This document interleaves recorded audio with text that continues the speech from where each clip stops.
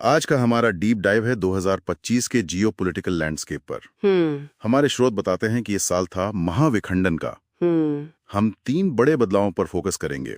America का नया global trade war, middle east में खुला संघर्ष और इस सब के बीच भारत की दिलचस्प कूटनीतिक चालें।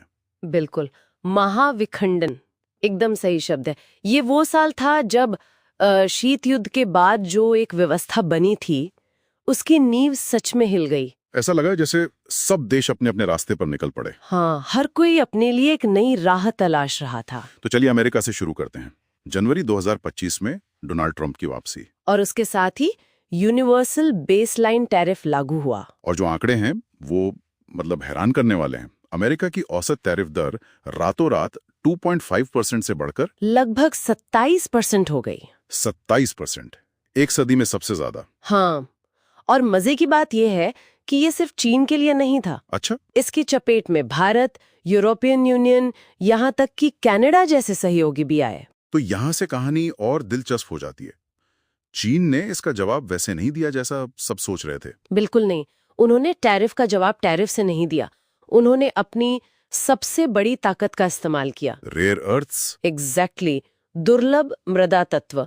अप्रैल 2025 तक बीजिंग ने इन खनिजों के निर्यात पर कड़े कंट्रोल लगा दिए। और ये वो खनिज हैं जो F-35 लड़ाकू विमानों से लेकर इलेक्ट्रिक वाहनों तक, मतलब हर चीज के लिए जरूरी हैं। बिल्कुल, ये एक बहुत ही सोची समझी आर्थिक शतरंज की चाल थी। इसने पश्चिम की जो इंडस्ट्रियल कमजोरियां हैं उन्हें उजागर कर दिया। तो एक तरफ ये सब चल रहा था और इस पूरे ग्लोबल उथल पुथल के बीच भारत ने एक बहुत ही सधा हुआ खेल खेला। हाँ, जिसे हमारे स्रोत स्ट्रेटेजिक ऑटोनॉमी या रणनीतिक स्वायत्तता कह रहे हैं। इसका सबसे बड़ा उदाहरण तो दिसंबर 2025 में देखा, जब अमेरिका रूस से दूरी बनाने का दबाव डाल रहा था।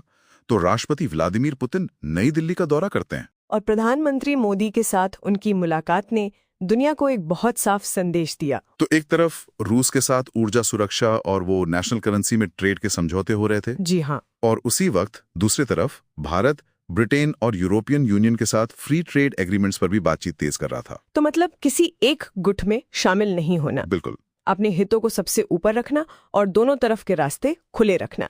ये उस विखंडित होती दुनिया में अपनी जगह बनाने का एक बहुत स्मार्ट तरीका था। तो एक तरफ आर्थिक दुनिया में दीवारें खड़ी हो रही थी और दूसरी तरफ जियोपॉलिटिक्स में मध्य पूर्व में दशकों का जो शैडो वॉर था वो आखिरकार एक सीधे टकराव में बदल गया। जून 2025 इजराइल और ईरान के बीच 12 दिवसीय युद्ध। इजराइल ने ईरान के परमाणु ठिकानों पर हमला किया और ईरान ने जवाबी कार्रवाई में सिर्फ इजरायली शहरों पर ही नहीं बल्कि कतर में अमेरिकी सैन्य अड्डे पर भी मिसाइलें दाड़ी। ये एक बहुत बड़ी एस्केलेशन थी, बहुत बड़ी। और इस संघर्ष का जो सबसे खतरनाक नतीजा निकला वो तो युद्ध के बाद सामने आया। क्या? खुफिया रिपोर्ट्स ने संकेत दिया कि ईरान ने यूरेनियम संवर्धन को 90% तक बढ़ा दिया है। 90%? हाँ, मतलब वो वेपन ग्रेड है। हाँ, ईरानी शासन इस नतीजे पर पहुंचा कि अब सिर्फ परमाणु हथियार ही उनके अस्तित्व की गारंटी दे सकते हैं। ये तो पूरे क्षेत्र के लिए समीकरण ही बदल देने वाली बात है। बिल्कुल, इसने पूरे मध्य पूर्व में एक परमाणु प्रसार का नया और बहुत भयानक खतरा पैदा कर दिया। तो इन सब का क्या मतलब है? 2025 वो साल था जब ग्लोबलाइजेशन एक तरह से पीछे हट गया। हाँ, हर देश अपनी सुरक्षा के लिए अपनी दीवारों को ऊंचा करने लगा।